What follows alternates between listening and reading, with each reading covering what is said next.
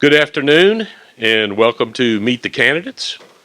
My name is Michael Kahn. I'm the Vice President on the board, and this is my responsibility for the program today.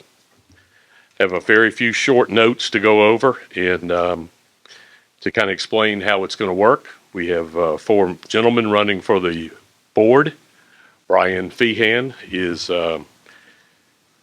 out of town. He had a once-in-a-lifetime trip, started planning last August, and unfortunately it fell on today. So he's over in Ireland. But before he left town, we had him answer the questions. John Hoppy was able to video him, and Lord knows I didn't get any sleep hoping that this technology works because it's way out of my league. My goal is to make this informative and educational so that you may make your decisions based on their answers. Remember, this is our community and these people are going to represent you. The candidates will answer all five of the same questions, and then they have pulled a number out of a hat to answer two random questions. And all that came from a blind draw. All the questions have been provided in advance to the candidates. At the conclusion of the question portion, the candidates will each have a 2-minute closing statement. One of the goals is to try and make this where we don't lose anybody falling asleep. So we're going to try and keep this to around, it should be timed out around an hour and a half.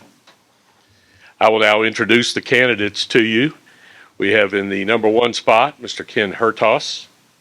Number 2 is Scott Hucks. And number 3 is David Johnson. Our moderator today will be the distinguished Mr. Glenn Harris. There was a lot of laughing there, Glenn. Did I mispronounce your name or was distinguished with the humor? And our timer today will be Ralph Morse sitting in the front seat there. And should any of our candidates get a little filibustery, he will wave a yellow flag for them at 15 seconds prior to their allotted time. At the end of the question period, the candidates will be here for a few minutes if you want to ask individually. And I will have a little small wrap up thanking all the necessary people. So at this time, I want to turn it over to Mr. Glenn Harris. Thank you, Michael. Okay, the first question, we'll start with Ken and come this way. Introduce yourself and state how long you have lived in Bentry and what involvement you have had since moving here. 2 minutes. Okay, my wife of 31 years and I moved to Bentry almost 2 years ago. We were drawn to Bentry because we liked the mountains. We found a house that worked for our needs and the amenities, and we found as a bonus. Since living here, I have attempted to fill a vacancy board seat last December as well as July of this year without success. So I was running for the board, so I figured maybe this is my shot here. Third time's a charm. Other than that, we've gone to the tavern several times. We've gone through the community, been to the lake, that sort of thing. Went through the spillway, which was interesting. And but that's pretty much all our involvement. I'm not an avid golfer. I do golf, but since I retired, kind of backwards, I guess, I golf less. And played tennis years ago, but tennis and my legs have separated. We don't do that anymore. Okay. All right. Scott? Welcome, everybody. My name is Scott Hucks. I've been in the community for about 5 years. I still work. I'm the Vice President of Operations for a group that owns Zaxby's, Dairy Queen, Scooters Coffee, and a restaurant and repair maintenance company, none of which are in Jasper, so sorry, I can't help you with any of those. They are in Cherokee County. My wife and I, we have 8 children, 8 amazing children. We were in the Waleska area before. We had a farm. We had a small gentleman's type farm, 10 acres. We had 4 pigs, 3 cows, over 300 meat birds. We had 30 laying hens, 20 sheep, turkeys, ducks, and we really enjoyed that life. And about 6.5 years ago, my mother was diagnosed with pancreatic cancer, stage 4. Less than a year later, my wife was diagnosed with leukemia, and it was at that time that we said we needed to slow down, find some peace, find some healing in a place where we can just take a step back and start to really work through the things that were being brought to the forefront of our life. So my wife did a great job of finding our house here in Bent Tree. We are actively, obviously, having 8 children. We still have 6 at home until this past year. And we probably abuse the amenities more than anybody else. My family are water people. They're water hounds. Well, hold on, wait. You guys probably don't recognize me real quick. He's going to start flashing that card real quick. This way you guys know who I am. Because I'm always on the pickleball courts. All right, so Bob Coleman and Christy Coleman introduced me to pickleball about a year ago, and we absolutely love the community. We did exactly what we sought out to do, which was to find peace and healing within Bent Tree. So that's who I am. So thank you guys for being here.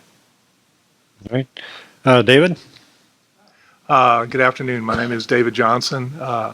I'm the short timer here. We've lived here a grand total of 2 months. We bought our house last November. My wife Becky and I moved from Baton Rouge, Louisiana, along with our 2 grandsons who we are raising. We found Bent Tree as a retirement place. This is a place that I wanted to retire to the mountains, because I don't know if any of you have been to Louisiana, but the biggest mountain in Louisiana, or the biggest step up climb that you'll make, is in and out of your bathtub, because it's as flat as a pancake. We love the mountains. We love Bent Tree. In the short time we've been here, we've been able to play around at golf, and I tortured some of our community members with my atrocious golf play, but I promise I'm going to get a little bit better. My grandsons are going to school at the Pickens School, so I'm aware of what the families are looking for here, as well as the retirees. My grandsons participated in Youth Fest. I helped out in Youth Fest with the woodworking folks. We've been to the tavern. My grandsons have had tennis camp at the tennis facilities. So we've had at least a sampling of all the facilities here, and we love it. As each day goes by, I wake up and I look out the window, and there's a Jimmy Buffett song. It says, "Who gets to live like this?" And I think of that all the time. I appreciate the fact that I'm allowed to live here, and appreciate the fact that I have such good neighbors and such a good community to live in. Thank you. All right. Now, Brian will be up there.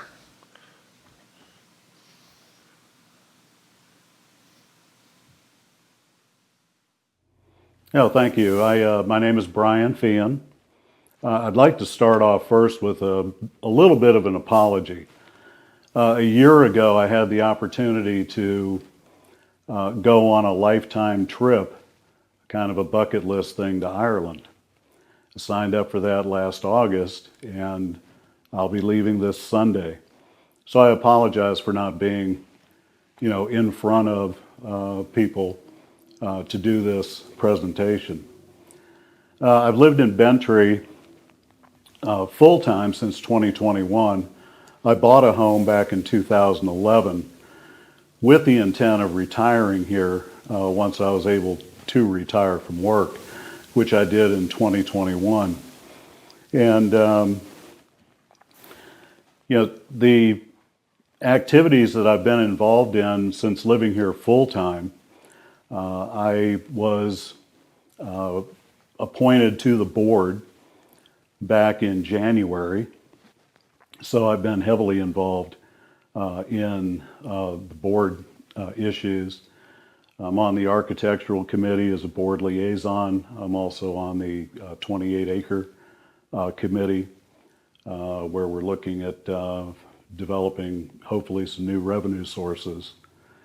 And also had been involved with the Men's Golf Association and the Golf and Greens Committee.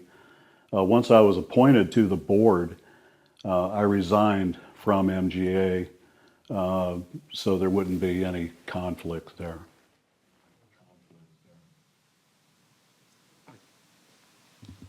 Okay, the second round, we will start with Brian again and then work our way down. Second question. List 3 character traits that you possess and how those would translate in making yourself an important part of the board. 5 minutes, starting with Brian. One character trait is being a good listener. I started as a educator as a second career in my mid-40s.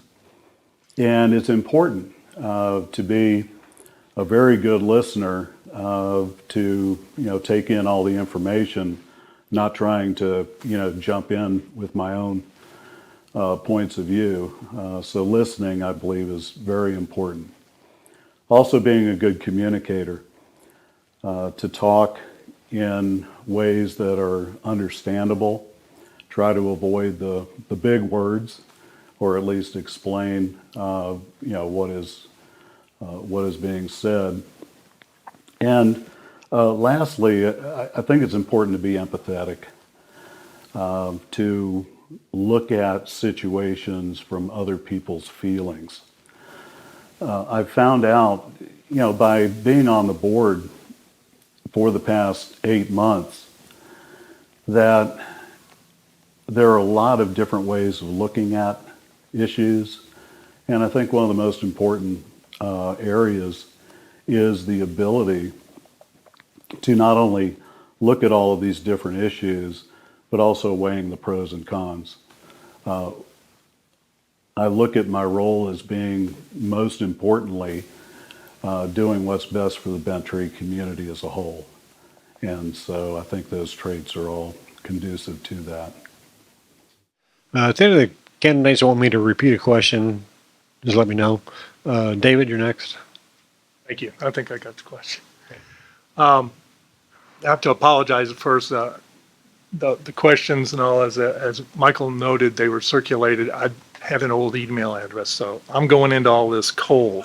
I'm hearing these questions for the first time as you are. So I might be writing some notes furiously. That's what I'll be doing. Character traits. Well, I think people who know me know that I have a pretty even temperament. I'm somebody who can sit down. I don't fly off the handle. I'm pretty even and pretty cool about things, and I guess going hand in hand with that is I'm willing to listen to what has to be said. I may not always agree with you. I may not always think that you're correct, but I'm willing to sit down and listen to people. And I think everyone should have their chance to say their piece on things.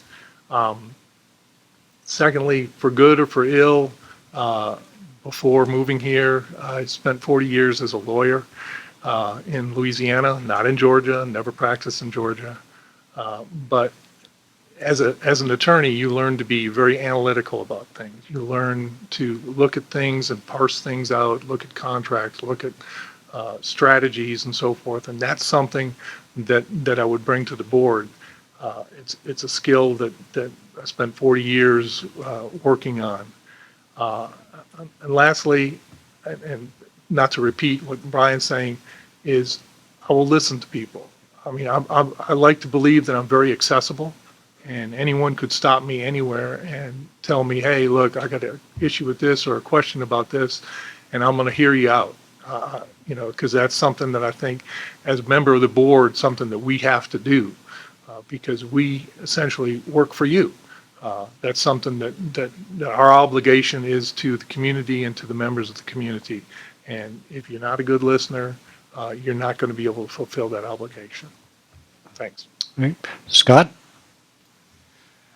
Yeah, I think those skill sets that come along with each individual bring something new and unique to the board. And I think that most of the people that serve on the board have great character qualities, and they all express them very, very well. And they have to. They've got a big job. It's a very important role to sit up here and represent a group of people in a community. So I think some of the things that I possess that'll bring to the board a little bit different maybe than some of the other board members, although they possess these things. I think inherently our qualities have to stand out And if they don't stand out, then we don't belong on the board. It's something that we have to bring to the table for the community. So one of the things that I've possessed my entire career, my entire life since starting work at 16 years old is I always felt a great calling to be a servant leader. I want to lead by serving first, right? I want to take control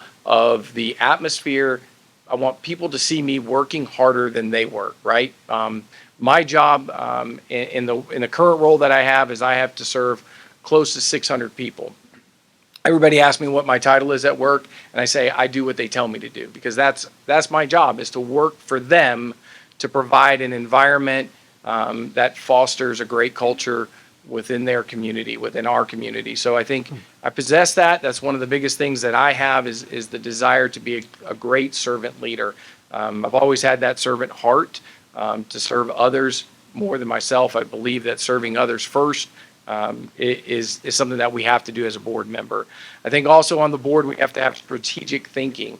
I think it's important that we demonstrate a way to incorporate a mission and a vision within ourselves, within the rest of the board members. We have to be able to work together collaboratively by being involved in the community, and then being able to take what our community is talking about, what's on their hearts, what's on their minds, and then being able to take not only a short-term plan, but turn that short-term plan into long-term successes. If we're not able to turn things into a long-term success, then the strategic thinking has fallen away. We're not doing those things that we need to do to be here the next 30 or 50 years, setting up our families to consistently want to make Bent-Tree their home. So strategic thinking is something that I think I bring to the board. And then effective communication. I think there's multiple sides of communication. Everybody wants to say, well, you got to be a good listener and you got to be a good speaker. I think there's much more to effectively communicating. What you'll often see me doing is sitting back in the back of the room and actually not talking. And I'm not just listening to one individual or this individual, but I'm listening to the collaboration of the room to understand what the heartbeat of that moment is happening. So then we take that information, we have to be able to dissect that information, we have to be able to put it out in a way that everybody in our community can understand it. And there's multiple ways that needs to take place. We have to have great communication flowing out. The last thing that I'm going to talk about on this, anybody know the river that flows into the Dead Sea, right? Anybody know the river that flows into the Dead Sea? One of the most vibrant and life-filled rivers in the world, right? One of the most vibrant and life-filled rivers in the world, and it flows into the Dead Sea, the most dead thing in the world. And the reason for that is because it has no outlet. It just becomes stagnant. It sits and nothing ever moves. That can't be our community as we move forward. We have to be able to let that waters flow in and flow out in a very healthy way. So the communication that we get, the communication that we receive, the communication that we develop has to have a full circle. Otherwise, it's going to die. And that's not the kind of community that we want to have. So for me, I think effective communication is a critical element to being a good board member. I think that I possess that. Again, I've had 2 different careers in my life, and with whatever career I've had, we've had to be really well at effectively communicating. So those are the things that I think I bring to the table as a board member. Ken? I would say probably my strongest, well, my wife would disagree with me, but is the ability to listen to what people are saying, and not only the people around, but try to get people to communicate to you. And I did that at work by spending most of my time, and I traveled a lot, spending time with the people while I was there, which meant at night I did all the work I was supposed to do during the day. But I got to know the people and got to understand who they were and what they needed, what they expected. And, if there was someone out, I'd learned how they did things.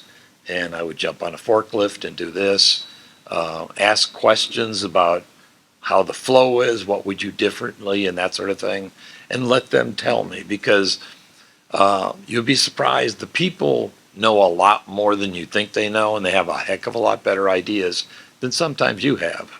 So listening to them, you can get a lot of good ideas. And I think that's probably one of the things I really pride myself on. I'm very detail oriented. I'm one of those people that goes and picks the minutia out of everything. And I go through and I overanalyze things to find the right course, or the things that won't work, and pan them up by talking to other people, like the board members saying, what about this, what about that? The community's been here a long time, and there's things I'm sure that have been tried that didn't work, and I don't want to be running down the path that it's already a lost cause and there's no reason to go that way. And I also have a very common sense approach, and that's why working with people and talking to people and that sort of thing, they kind of, I don't think anything I've done in my life I couldn't have done with just common sense. You can research things to death, but once you take all that other stuff and you really analyze the whole thing, it all goes down to common sense of what works, what won't work, what do people expect, and that sort of thing. And you follow through. We had a lot of big companies that we worked with, Target, Macy's, Federated Department Stores, and we were like a little piece of dealing with them. And when you talk to them, it all came down to this is what they need, and that's how you had to handle it. And you couldn't make something real difficult to do because their turnover was so great, and you found this by listening to them, that if you asked them to do something really detailed, it would never work. And my partners always said, we need to do this, we need to do this, we need to do this. And it was great for us, but it didn't work for them. So you just have to take the common sense approach, understand what works, what doesn't work. I also look at, kind of go beyond that, as Bentry's a nonprofit, but Bentry should really be treated as a business and a for-profit business, but you just can't show making money while you do this whole thing. And so therefore, I think there's a lot of amenities that are underutilized. The golf course, the tavern are the two big issues there. And, what could be done to build revenue, to get more people to play golf? And the board is an example, has moved, like with the golf course, to looking at running like membership outside the community and vetting the people and all that sort of thing. You don't want to have rapists and murderers coming to play golf here, but to make sure you vet all those people out, and that could save by having more revenue. Could really do a good job of reducing the costs for the community, or adding to capital investments, all that sort of thing. So I look at that as, in totality, what could be done to make things a little bit better. Again, I've been in business and for years, started my own business, ran different businesses, sold business, started another business, and that sort of thing. And so I'm a person that constantly is thinking of things that could be done. All right, next question. What do you see as the biggest challenge facing Bentry, and how would you go about addressing them? 5 minutes. We'll start with Ken again. Okay. I think the biggest challenge, in my opinion, is to optimize the amenities that we have in Bentry. The golf course and the tavern are like dark holes, and they're not covering their costs. So we have to look at what we can do as a community to improve that, because it all comes back to us as subsidies. So to me, the road that the board is on now with the golf course is the right road to be on, but to extend the opportunity, for 40, maybe 30, 40, 50 different members to build the revenue that comes into that. Currently, I think last year that 66% of tee times were used.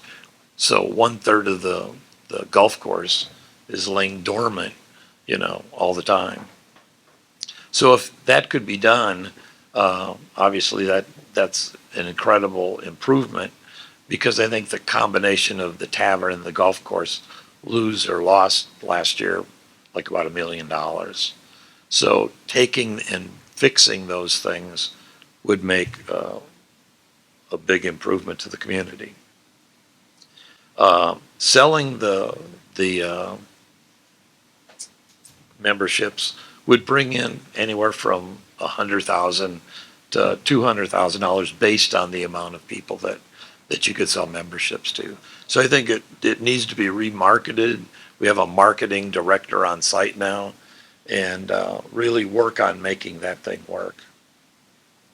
I could go on and on about different things, my point, but I just want to bring up one other thing. The 28 acres in the entrance to Bentry, to me, it was thrown around, do we make it a campground, do we make it this, do we make it that? And I think probably to me, the best thing is if it was a 55-year plus community and tie it to Bentry amenities, so you could charge for amenities, sell the land to a developer, the developer builds it, you figure out what the amenity package would cost to them, because they'd have a whole different structure, being they weren't actually behind the gates, they wouldn't have the same security or any of that sort of thing. But I think that could be a big benefit. But everything we look at, I think, has to be looked at not as a one-time hit where you get money, but recurring revenue stream that comes back and forth to us. And I'm sure there's many other things. The tavern, making that work would obviously be a big improvement, because I think this year at this point we're looking at a $450,000 loss. So just kind of digging into the peanuts on that sort of thing.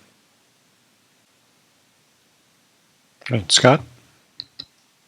I think he's right. Ken's right. He spoke really eloquently on a couple of things that the community needs to focus in on.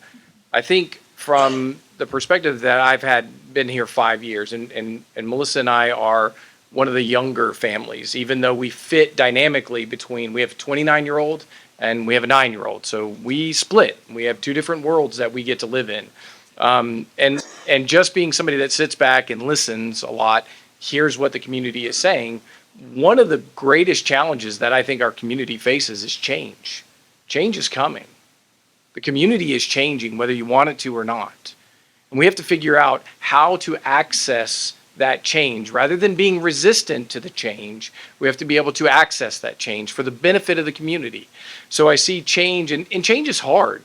I mean, we've all been through challenges in our life, personal, work-related, relationship-wise. Change is difficult. But most people who embrace the ability to change come out on the other side brighter and better. Always.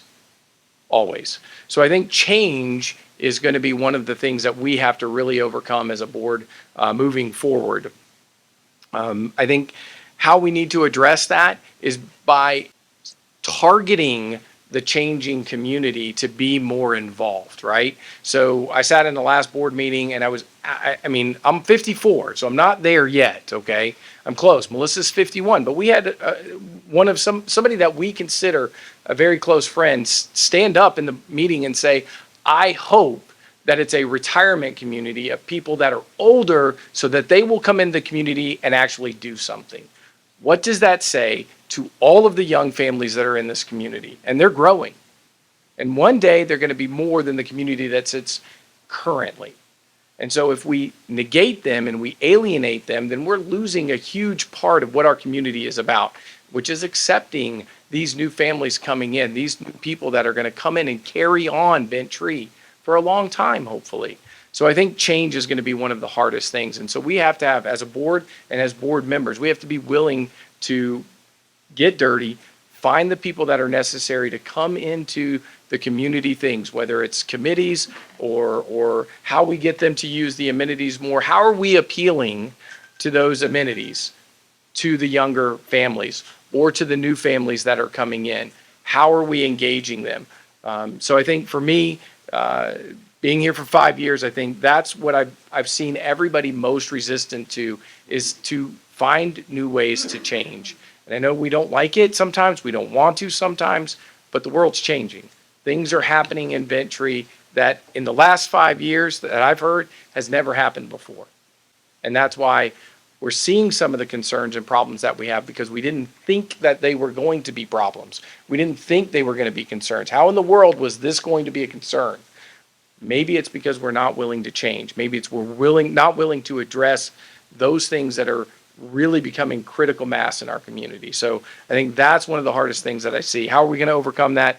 Again, we've got to be more involved. We have to be more open and willing to pull people in. We have to be more willing to allow for them to have a voice and have an opportunity to speak. Because I can tell you right now, when that person stood up, I was done. What can I say? I'm not a retired person. He doesn't even want me in his community. And that's not a way that we can come together. So I think being more open and engrafting these new families and these new people that are coming into our community, that's a way that we're going to overcome some of the challenges. We want people to visit the tavern more. We've got to get at them. I think one of the changes that I see is technology change. So we want, it's a great question. We want people to visit the tavern more. What's more? Can anybody tell me what more is? We have no idea. How many families, different families, unique sales tickets does the tavern have? Don't know, because we don't track that. How many unique families use the swimming pool? How many guests use the swimming pool? We don't know. We don't track that. That's a part of change. We have to become a community that uses the technology to its advancement so that we can have clear and concise understanding of where to allocate resources. If we don't know that, then we can say we need more all day long, but more of what? We don't know. We don't have the answers. So I think those are the two biggest challenges that I see that we face as a community. One is change, and one is we need to utilize technology more. David? Thank you. Before I talk about my little part, let me just say I agree 100% with what Scott said. This community, and this might be shooting myself in the foot, but I think what he said was correct. The community's got to be broad enough to accept families, retirees. I'm in a position where I'm a retiree and I have small children, so I got both ends of the spectrum. But I think what he said about that being the area that the community is trending, it's a fact. It's true. It's something we got to wrap our hands around. So I commend you, Scott, for saying that. I think that the biggest problem and more of a broad brush is what Buddy did in the capital needs versus revenues. That controls everything. That controls the amenities. That controls everything in the community. We all have to look at it and we have to say, what are we doing with our assessments? We can't just keep raising the assessments indefinitely, and I know nobody wants to. However, all of us got here by choice, and all of us will sit back and say, well, if you can tell me, you, the board, can tell me how and why my money is being spent, I will give you the money to spend. But it has to be spent sensibly. We have to look at fundamental things like roads. We have to make sure we've got wastewater. And there was just digress for a moment, there was a small town in Louisiana just before we left that had a wastewater plant that failed. And it was a catastrophe for the town. They had to have water trucked in. What would we do if we don't maintain ours? We have to maintain the infrastructure. We have to maintain the roads. We have to make sure priority one is to make sure we've got the water system working well, we've got roads working well, and then we have all the amenities. And the amenities, and I guess you could look at, and I reread Buddy's white paper last night, and I reread it, and there's a number of things in the last 3 or 4 pages of it, line items. What are we going to do? And you said, I looked at it and I said, some of these are needs, and some of these are wants. And we have to sit down and say, what do we need to do versus what do we want to do? So I think what we as the board need to do is you need to find a way that the assessments, I'd love to be able to tell you, hey, never raise your assessment again, where it's at, it's never going to go. Well, it's going to go up. It's always going to go up, and there's no escaping that. But what we need to do is we need to find out, what do we need to take care of, what needs to be addressed, and what are the things that we can say, well, we're okay with letting that go. And that's going to be the real hard work of the board, I think. I think that's going to be the difficult task. And that's where we're going to need the input from all the people in the community. We're going to need to know, what do you value? What is the most important thing to you? And what are you willing to essentially pay for? I think if you take care of the broad brush, if you take care of the overarching, the elephant in the room, so, as it were, the amenities and everything else will fall into place. But we have to make sure we address the viability of the community first and foremost, and then address the amenities. And that's where we, the board, would need the help and the input from everybody in the community. We need to know what's important, what do we need to have, and what do we want to have, and how do we parse through that list. And I think that's what the board should be doing. That's what I would be doing on the board. All right, now Brian on the screen. Well, I'd identify three challenges. One are the roads as a safety factor with capital expenses. We're putting in place a plan to work on not only making the roads better through paving options, but also safety issues, making sure that there are lines on the roads and that they're as safe as possible while we work towards improving those areas. Also, the Lake and Wildlife Committee is instrumental in giving us a plan to work forward in improving our lake, because it's a major amenity to the people who live here. And then lastly, the food and beverage, specifically the tavern, making difficult decisions to try to not only reduce the expenses of offering that amenity to the community, but also bringing a product to the community that the community has actively wanted to see. So in the process of hopefully making some very good changes there. All right, next question. Understanding that the board of directors is a 3-year commitment involving approximately 30 plus meetings per year, in addition to committee meetings and responsibilities, why did you decide to apply for this position, and how do you think adding you to the board would be beneficial to Bentry? 5 minutes, starting with Brian. Kind of an interesting situation. I had been contacted by a number of people in the community after one of the board members had to resign because of difficulties that they had come under.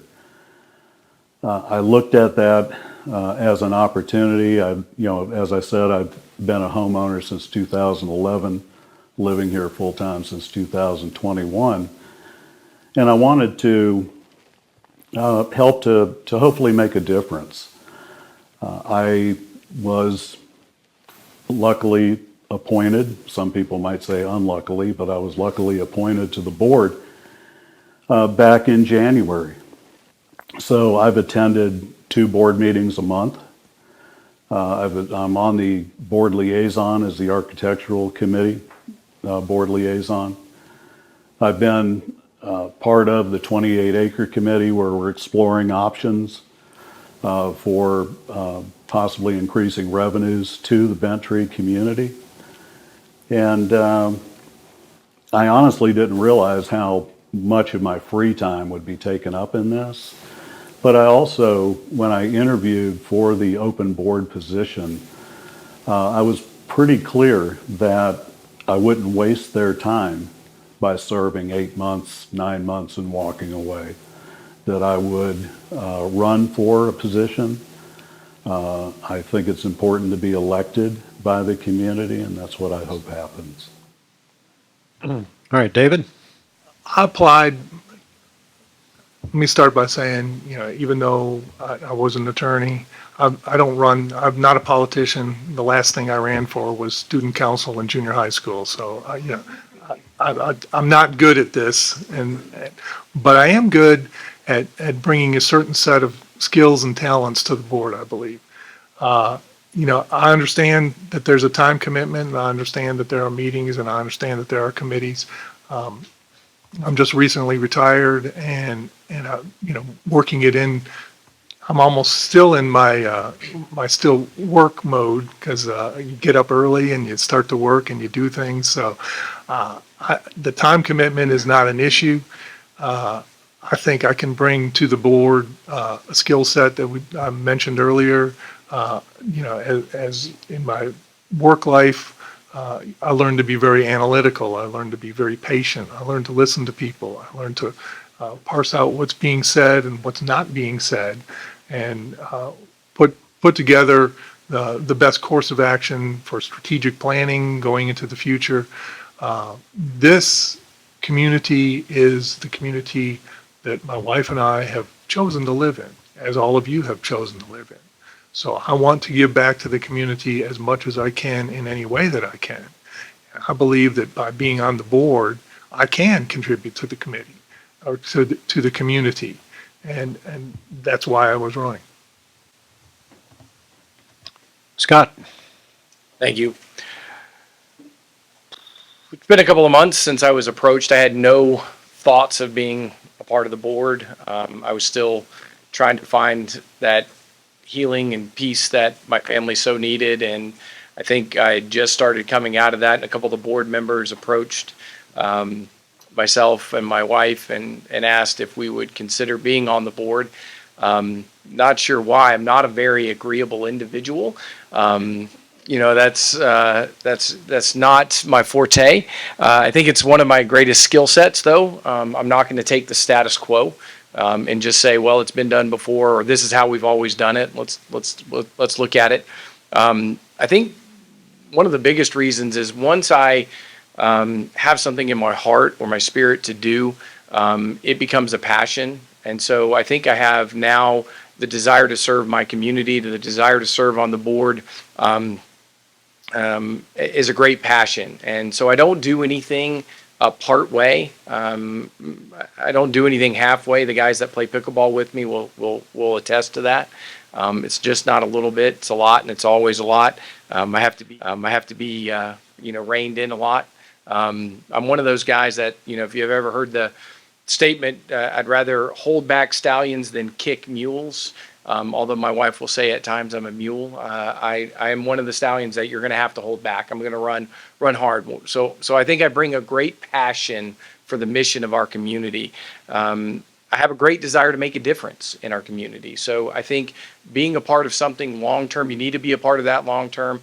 I'm definitely agree. I'm not a politician. I've never served on anything ever in that capacity, other than being a servant within our company and being a part of a great group of individuals. So I think I have a lot of different skill sets than some of the board members. I think all the board members cross over with what we bring to the table. I think it's just a unique perspective of what we've had to live through that comes out, but I have operations skill sets, financial skill sets.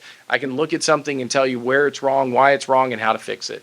That's been something that I've done with my whole career. It's why I'm a vice president of a company.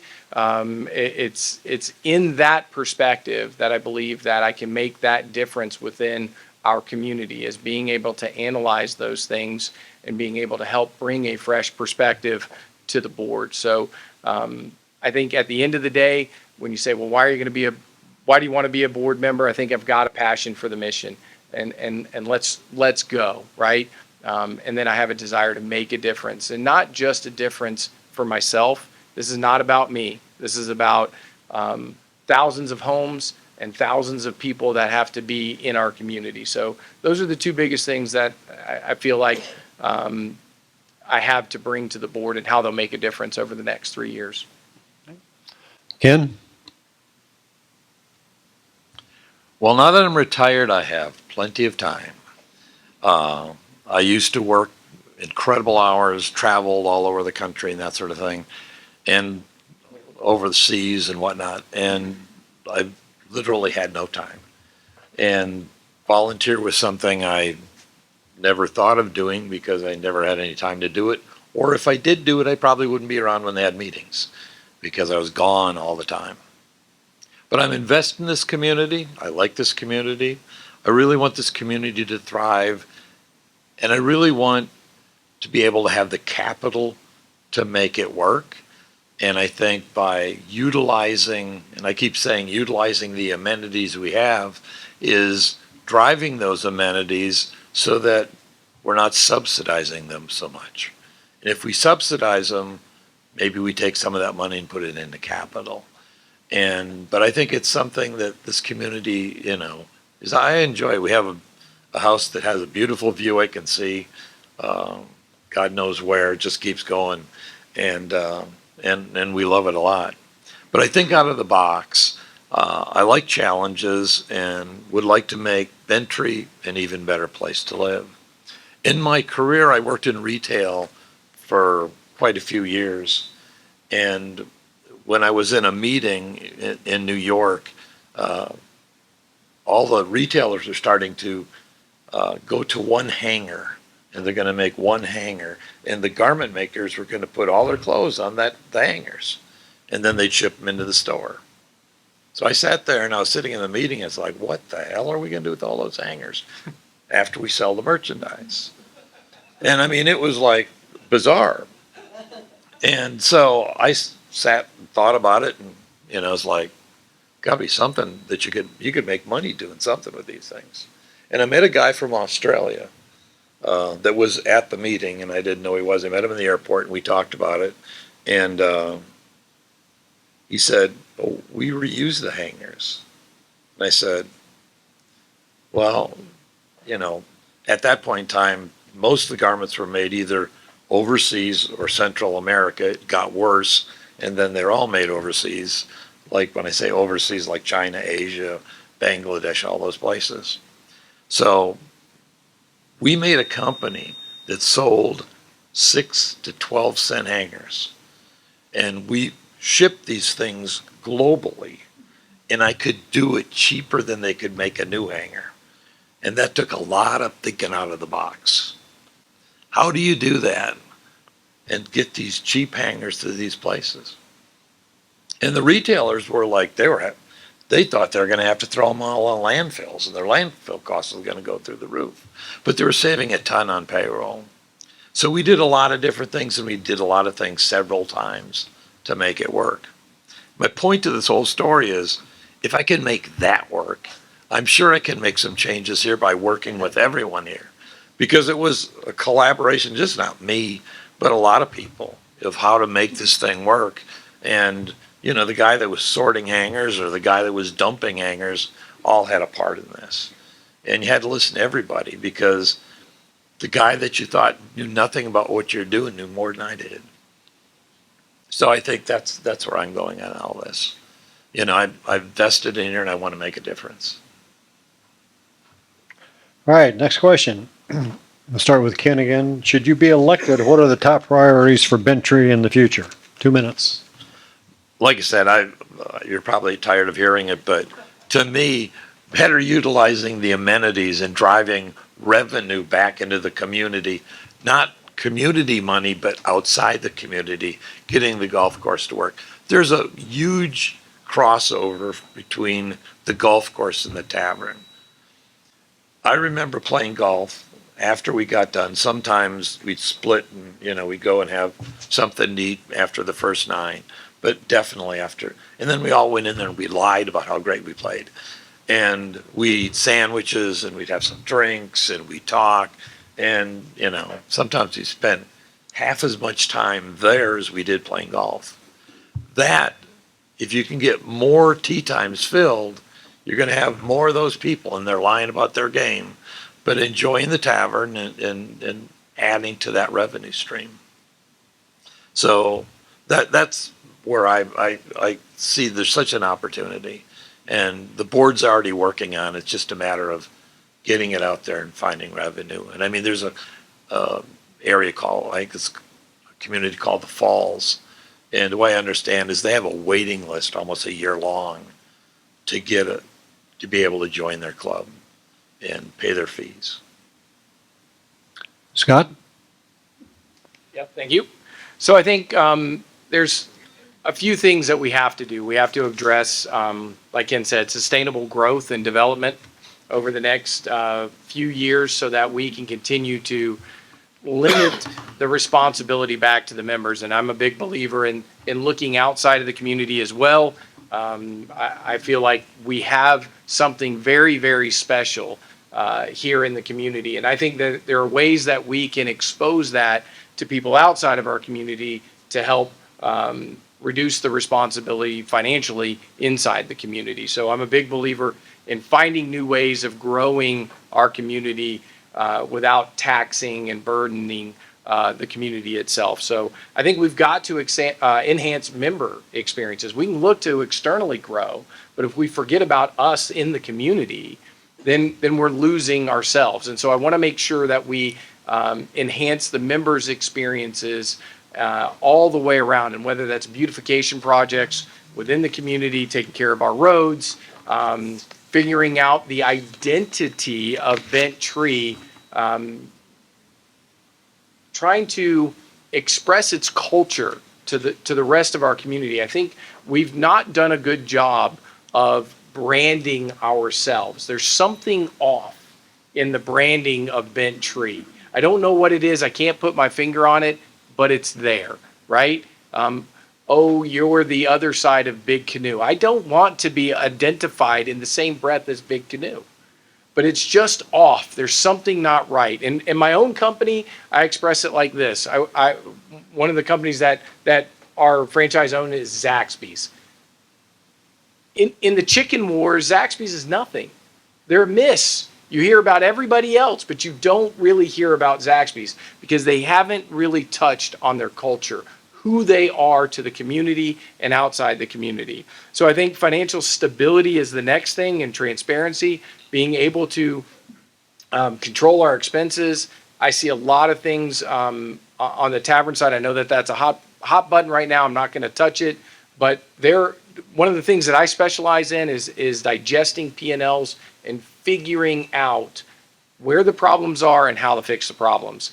And then I think we got to continue. This community has done a great job in the last few months of community engagement and outreach. You guys have done a great job. The board has done a great job. The committees have done a great job. The marketing has done a great job, and we've got to continue to that, to be thriving, to continue to thrive in our community. Thank you. Sorry. David?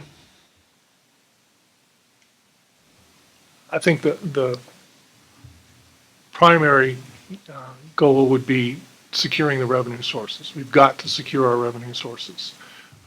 And I know that that's easier said than done, but you know, there are going to be increases in the assessments. That's a fact of life. And I know that it's capped to a certain amount, but I think of the line from Jurassic Park, just because we can do something doesn't mean we should do something. Just because we can raise the assessment to 2% above the CPI doesn't mean we should do that. I think we owe it to the community to explore every other possible revenue source. And some of it might involve some cuts, and some of it might involve the 28-acre, the development. And I think we need community participation in that. The board can't sit in a vacuum and decide what's going to be done with that, because everyone has to drive past that when they come in and out of the community. So everybody in this community has a voice in what should be done with that. The 68 acres on Sharp Top, again, it's something that affects the core of the community, and the people in this community need to have a voice. However, the development of those properties, or what the disposition of those properties, That's something that has to be considered by the board because it is imperative, in my opinion.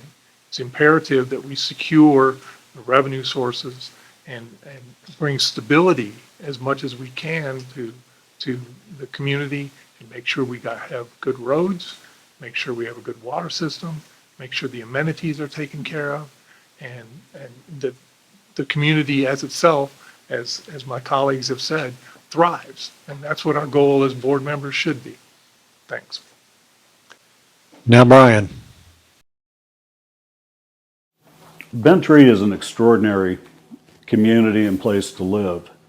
I've identified a couple of those areas, one being with the capital improvements, the roads, but also looking at ways to increase revenues while also exploring ways to reduce costs. And these are difficult decisions that have to be made. I've had a unbelievable number of former board members who've approached me and been very kind in saying, we understand how difficult this is, and you have to make tough decisions, and you have to weigh all the alternatives. And I think I'm good at that. Okay, that finishes all the questions for everyone. Each of the candidates drew a number, 2 numbers actually, and we have 8 questions. So who got number 1? Was that you, Ken? Yep. Okay. Let me read it first. Volunteerism is a huge part of Bentry. How would you encourage new residents to get involved? When we moved in here, we had to go down to the Bentry admin office and get a book, and they went through part of the book and that sort of thing. And I looked at the book the other day, and way back after all the, the things you can't do and you can do and this, that, and the other thing, and how much the fine is if your dog barks, and, how much it is for speeding and all that sort of thing. Got through all that. And on I think it was almost the last page, there was a thing that talked about clubs and volunteering and that sort of thing. Now on the last page, when you flipped it over, there was a color brochure about bear safety. Okay. To me, take on the front page and make that real attractive volunteering program and put it there, leave the bear there, but make a big deal out of it in the meeting. Because quite honestly, no one talked about it when we were there. We were going through, you got to do this, you got to do that, and all the different things you have to do, which is very important, but nothing was ever mentioned about volunteerism. The other thing was on the Bentry directory. To me, there's a page on volunteering and that sort of thing. Doesn't have a tab, so you got to find it, dig through it. But if we spent more time trying to do things like that, and then I think her name is Brenda. If Brenda would just talk about that, maybe even hand you the color brochure about volunteerism and that sort of thing, it would help make you knowledgeable of all the committees and the things going on here and that sort of thing. Because when we moved in right away, we started renovating a kitchen, and it lasted forever. And before I even looked at that, it was probably, I made sure I was controlling my dog and stuff. But I made sure that, I went through that book, and I never knew what there wasn't to do. Who drew number 2? All right. Would you favor a food and beverage monthly fee to help finance the tavern subsidy? Oh, you're going to test my disagreeableness right off the bat. And you're going to get a little bit of my political rhetoric as well. So the first answer is no. I'm not going to subsidize or be in favor of subsidizing anything that we're not being financially responsible for first. You're going to have to prove to me that we're going to be financially responsible for something before I ask the community, or you're going to ask me to subsidize anything. So I think my first answer is no. Now, do I think it would be a great idea for the community in building awareness of the tavern, bringing repetitive business to the tavern, I think it's a brilliant idea. I think it's beautiful. Then how are we going to utilize that, right? I think that the question in and of itself is too simple, other than me saying, no, not going to. With the information that you've given me, nope, not going to do that. Now, if we can have a plan that says, well, wait a minute, let's subsidize the tavern. If I send every household in here a $50, I'm going to charge them $50. It's going to go to the tavern's fee, but I'm also going to give them a $50 gift certificate to come to the tavern. That month, come to the tavern, use it. You're getting it anyway, and it's what you want. You want people to come to the tavern. You just don't want to take the money to subsidize the tavern. That doesn't do any good, right? You want to bring people into the amenities. So as long as there's an effective plan as to why we're doing what we're doing, and there's a reasonable result from that, because again, if I give $50 to the tavern and the tavern, for every dollar that the tavern brings in, I bet you don't know it costs the tavern $4.50 to bring in the dollar. You guys want to give them $50? Do you want to give them $150? No, right? So we have to be reasonable with what we're asking of ourselves as well as our community members. So my first answer is no, absolutely not, based upon the question as it's asked. However, I am in favor of going through that and seeing how it benefits the community members as well as the board, as well as the tavern overall, to institute something like that. Brian drew number 3. If you could initiate one new program or project, what would it be? Yeah, with the storms that we have throughout Bentry, hopefully not that many, but we do have some pretty significant storms.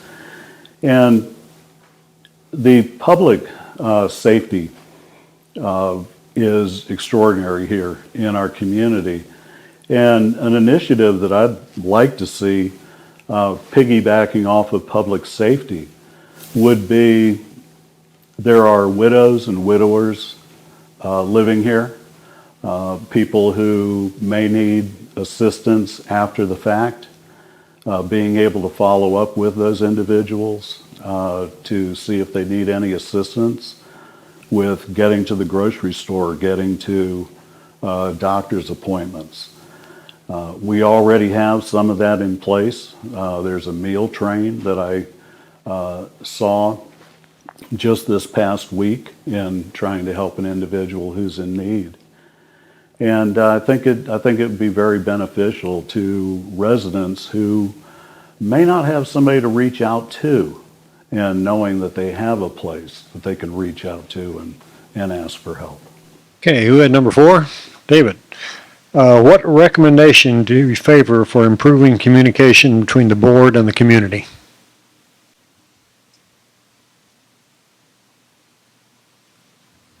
I like some of my colleagues up here, I also interviewed with the board in December for the open position. And because I was still living in Baton Rouge, they said, why don't you wait till you get here and then you can do something. But at that time I said, I think what the board needs to do to improve communication with the community is, instead of resisting it, they have to embrace social media. And one of the issues that I brought up, or one of the concerns, or one of the possible resolutions, we've all looked at Google when we're looking at that new restaurant, and you look, oh, well, what are the reviews on it? What do they say?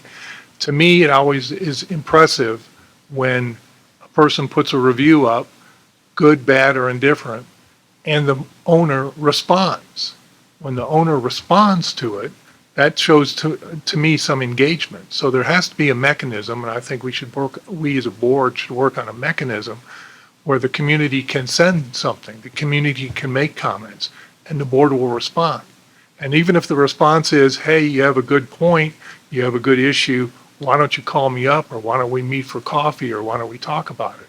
And that fosters the community engagement. And I think that social media, whether we like it or not, is going to be a fact of life. And I think embracing that and using that as a I guess going off of what Scott said, embracing technology and using that as a way of communicating and engaging with the community is going to be beneficial for all of us. Who drew five? Five. Do you think Bentry should remain debt-free or be able to borrow money to catch up on our lagging infrastructure? No, I don't. I think we should stay debt-free. Somehow, some way, we need to find, and I think it goes back to what I've been talking about a lot in this meeting, is we need to utilize what we have, try to save money there so that some of that money can offset subsidies and that sort of thing, and then be able to use that money for capital. Now, it's pretty tight, I think. So, there's a lot of things that, have to be looked at. One is maybe the way we budget our money. Maybe that needs to be different. When I had our company, we used a zero-based budgeting, which is a pain in the neck, but you have to justify every single expense. That sort of thing. When you put that in, then you have people that are head of departments going, well, they're not going to let me use last year anymore. So what does it take to run my business? I found a way to save a whole lot of transportation expense. And the guy the next year, before we put in zero base, decided, well, he's got all that money and he was planning a 3% increase. And it's like, whoa. We saved you 15%, 20% on transportation, and you're going to spend that. I mean, it was like ridiculous, but that was his way of getting around it. But zero base doesn't allow that because it takes 15% or 20% increase and it takes it out. Or someone has, and then the group, as the president of the company, I had a little fund to take care of catastrophes and emergencies. So, there's things that happen that you don't expect, and you can't all of a sudden, oh, we got to cut everything and that sort of thing. But there was a fund that we left there to take care of, some of those kind of disasters. But could save a lot of money. And, you heard me talk about money forever. But when you run a little company like that and it gets big, you got to make sure you can keep it reined in. Otherwise, it gets out of control. Who drew six? David? The 20 acres known as a campground, should it be developed as future housing and why? I think that depends on the proposal that's put in front of us. I mean, I've read through, not being on the board, I don't have all the information, but I've read through what has been put out there as this is the proposal would be to get a developer to develop the property and at little to no cost for Bentry, and then provide a revenue stream. Well, all of that sounds great if that works, but I need a little more information here. How is that going to happen? I'm not opposed to developing it, but I think it has to be a smart development. We have to look at what's going to be put in there. How does that dovetail with the community that we have? And what is this going to be a single time benefit to Bentry, or is this going to be a revenue stream that will provide an ongoing stream of revenue? And then how secure is that ongoing stream of revenue? There's a lot of detail in that we just don't know. At least I just don't know. But I think the development of that 28 acres is important, and I think it's something that we need to look very hard at when we're looking at ways of raising revenue to satisfy our capital expenditures. Brian drew number 7. How many board meetings have you attended in the last 2 years? I'll answer that in a couple. Prior to being on the board, I attended a number of meetings, but most of it was going online and looking at, board meetings that had been videotaped. Since being appointed to the board, I've attended over 20 board meetings in the past, 8 months.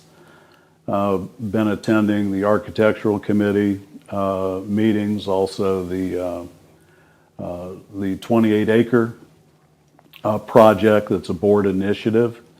I've been attending that regularly. And also involved within the community in the different committees that are out there available one of those being the Golf and Greens Committee, as far as staying on top of what they're doing. I stay very interested in what Lake and Wildlife is doing. They're a fantastic committee, and also the Activities Committee. So, it's an extraordinary community, Bentry, and, the volunteers here are amazing, absolutely amazing. Number 8, I guess, is Scott. What is your understanding of the Board of Directors' responsibilities? I think Abraham Lincoln said it best: of the people, by the people, for the people. That's our job. We're up here to serve this community. We're up here to serve individuals. These guys are all amazing men. They've had long careers. He's talked about the businesses that he's been in. He's talked about the attorneys, right? You were an attorney, right? That he's been in. And the one common thing that we all have, even though we're very, very different, and the rest of the board of members are, is that none of us are not in the people business. I don't care what you do. I don't care what you sell. I don't care how you go about life. What you are in business with, or what you are in the community, it's going to impact an individual. And we have to remember that as board of directors. So I just go back to that Abraham Lincoln quote. It's of the people, by the people, and for the people. So as a board of director member, that's my job. I think Michael has some. We'll have 2 minutes of Oh, that's right. That's right. I almost forgot the best part. 2 minutes apiece for summation. Start with Ken. 2 minutes for a summation. Or anything you want to say.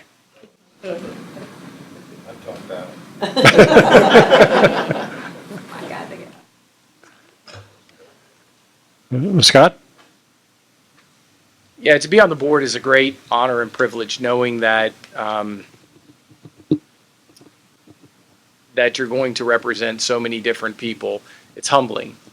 And if we don't have an attitude of being humble in the position that we're in, we're going to make some grave mistakes. So I think we can all have great confidence in who we are. I think we bring confidence to the table in what we've accomplished in our life. And but I think coming to that pinnacle of responsibility in a very humble fashion, and these guys, just for the few minutes that I've met them, they carry that with them. I think anybody that you vote for and you pick for the board of the people that I've met are going to make great additions to the board. So I thank you that you guys came out today. It's a Sunday afternoon. You took time to be here, to be involved in your community. You guys care. We all care, and we want to be a part of the community even more so. But rest assured that we all have a passion for the mission, and we all want to make a difference for everybody in this room. David? First, I appreciate everyone being here. I appreciate the board having this opportunity for all of us to get to know you. I've only been here 2 months, and a lot of you out there might be going, what do you know? You have only been here 2 months. But I think what the issues confronting us all, it's issues going into the future, and that's where we have to look. We have to look to the future. I agree with Scott 100%. The guys that are on the board and the people that are running for the board, class act, every single one of them. And I think no matter who you vote for, you're going to be voting for somebody who's going to serve you well. I think I can do that, even though I've been here a short time, but I think I have the temperament and I have the abilities and the technical ability to do what needs to be done. Again, I think it's a privilege, and I feel honored to be in front of you and have the opportunity to run. And I'd ask that you consider voting for me. Thank you. Now, Brian? In closing, I'd like to say I'm very fortunate to have this opportunity. I didn't take this lightly when I applied for the open position. I knew that it would impact a lot of my free time. Didn't know how much of my free time, but it's been quite extraordinary. I'm Being appointed by the board meant a lot to me, but it means even more to be elected by the community to a 3-year term. And that's why I've decided to pursue this. I look forward to representing the community to the best of my ability, and I hope to be a very positive part of Bent Tree and its board of directors. Thank you. Now Michael will have some closing comments. Thank you, Glenn. Just have a couple of things to say, a couple of thank yous. Number one, to the candidates. I'm sitting over here listening and flashing. I'm flashing back 2 years ago, and I'm thinking, thank God y'all weren't running when I was running. So I'm concerned on the one hand, but not really, that we'll only be able to select 3 of the 4 of you. And I hope that that 4th person will continue what I felt here, which is a commitment to this community. So with that, I want to thank first Glenn for your job, Ralph as the timer. I want to thank the election committee supervisor, Margie Robinson. And I wish I would have known how good a job this was going to turn out from John and Chris, that I could have slept last night. Everyone knows technology is not my strength, and these guys that came out beautiful with Brian being here.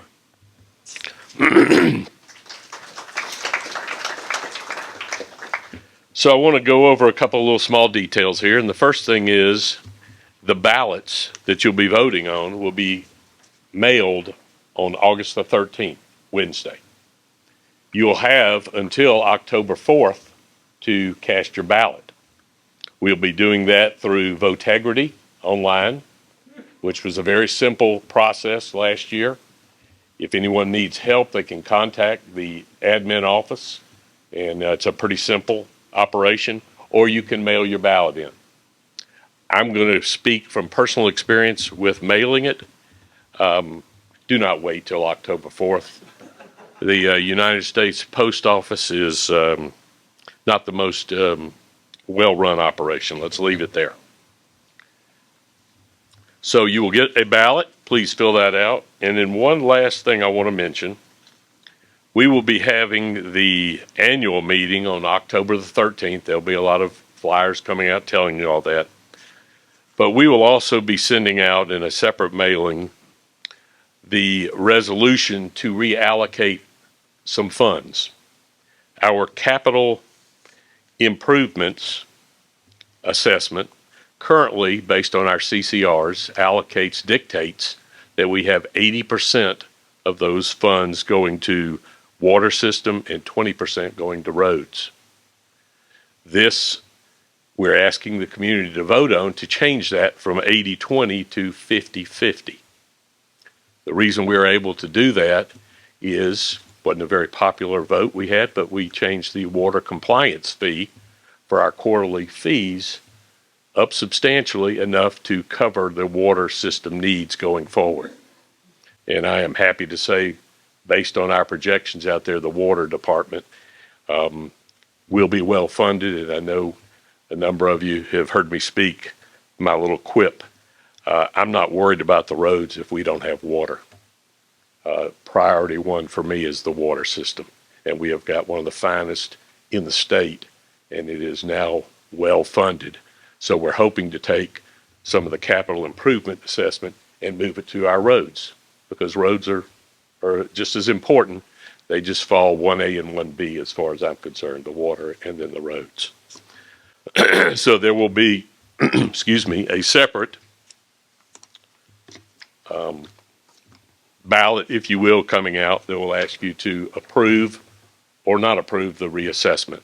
And I hope you will consider moving to approve that. And I think, based on the man I worked for who said, if you're not 10 minutes early, you're late, I am 8 minutes early from finishing this in 90 minutes. So without any further ado, Margie has got her hand up. Well, I just wanted to make sure that it was clear that you will also be getting an electronic ballot that will come to your email address. Okay. Is that correct? I was told that this would be going out showing you how to vote through. By myself, but this is my understanding. You will get a ballot in your email, and you will get also a paper ballot. You can use the email ballot, or you can use the paper ballot. If you use the paper ballot, it goes back to Votegrity, and they will input it. And also, if you need assistance doing that, you can go to admin. Is anything not clear? Does anybody have any questions about that? Okay. I want to thank everybody for attending today. And again, thank the candidates and all the folks helping here. Greatly appreciate it. Everybody have a great day.